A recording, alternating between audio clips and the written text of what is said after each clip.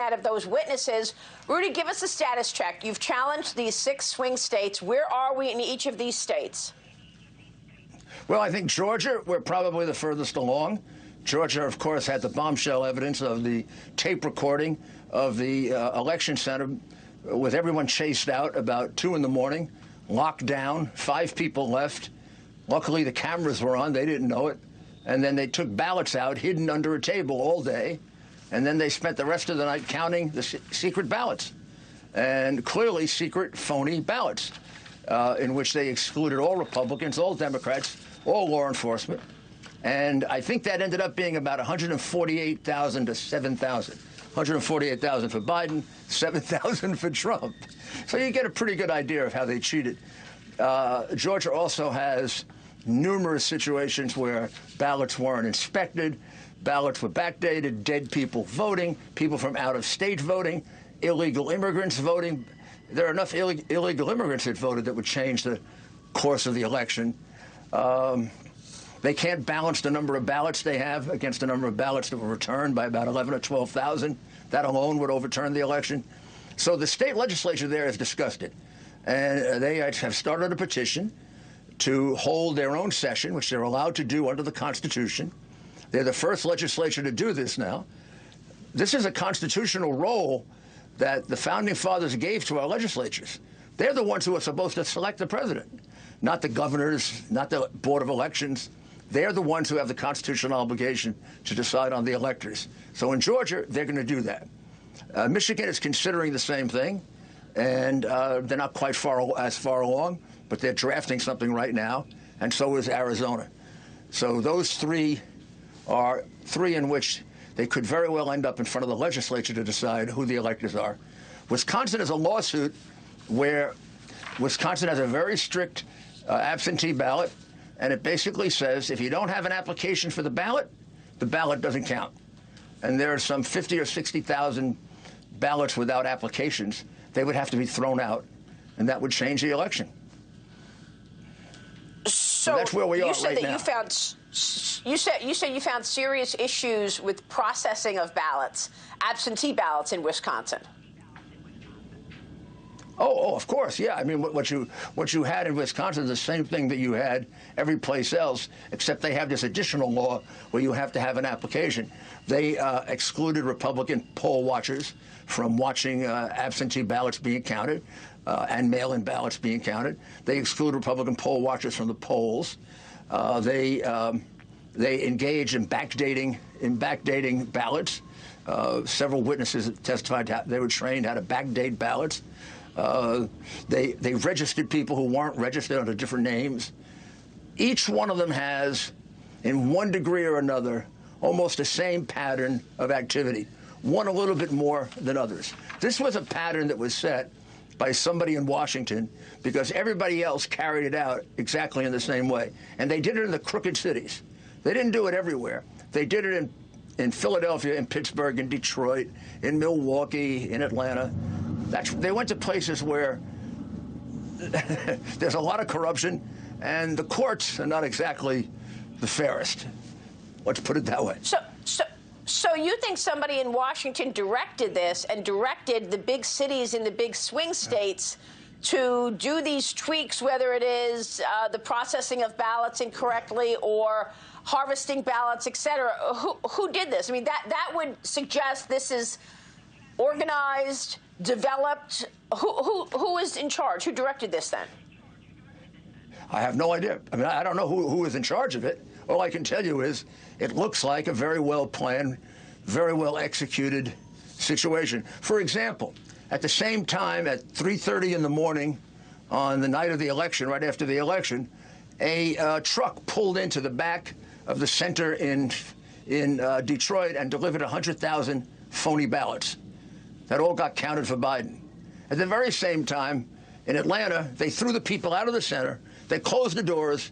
They went under the counter and brought out about 70 or 80,000 ballots and counted those phony ballots, some of them counting them 6 and 7 times. All that's on tape. Happened at the same time in 2 different places. You can't tell me that wasn't part of the pattern.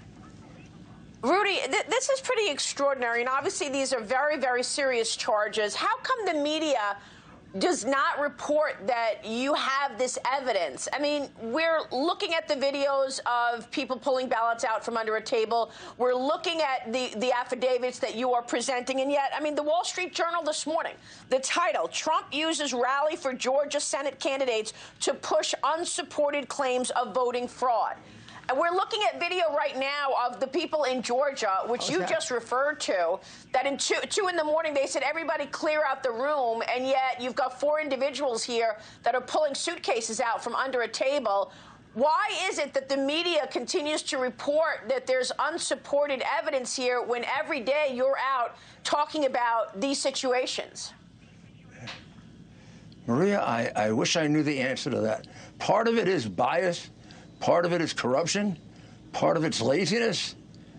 Part of it is just inexplicable. How you can say this is unsupported when there are now tape after tape after tape. There are tapes of those same women taking USB drives and getting information out of the machines illegally. Those were played yesterday in Georgia, and nobody bothers to play that. I mean, there are 1,000 affidavits. 1,000 affidavits. This is a massive fraud all throughout the country. There are 1,000 affidavits of people who observed a fraudulent act. Yep.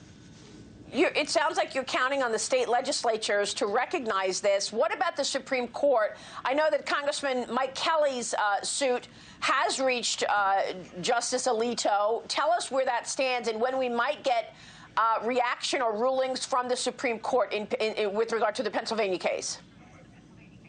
Well, I think the Pennsylvania case probably is a week away from being put together and argued. I don't know when it'll get decided.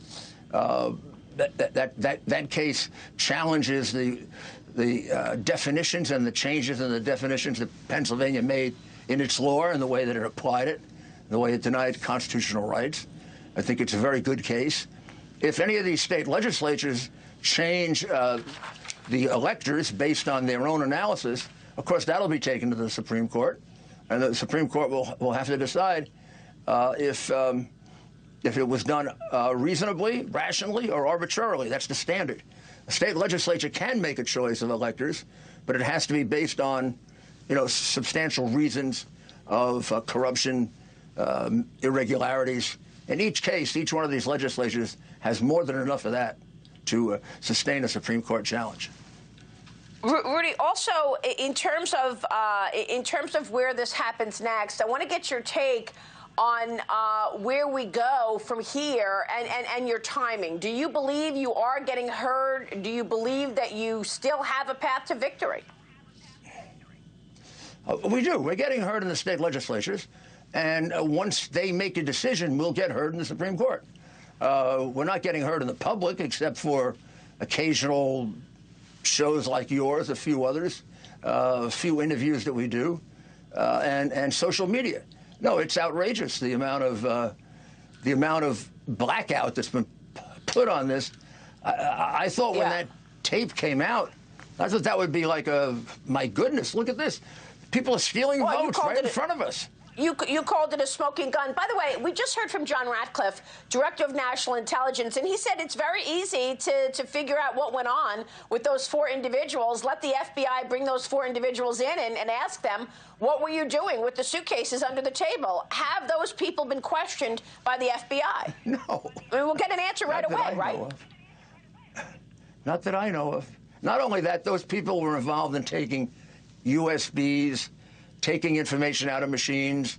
They have a little history. I mean, it's not just that. They're involved in 2 or 3 other acts of voter fraud. The FBI is nowhere to be found. Don't understand. We will leave it there. Rudy, it's good to see you this morning. Of course, we'll continue following this incredibly extraordinary moment in time, this contested election. Rudy Giuliani. Coming up, outside legal analysis on whether Trump does have a path to victory, what role the Supreme Court could play in the home stretch. Legal scholars Alan Dershowitz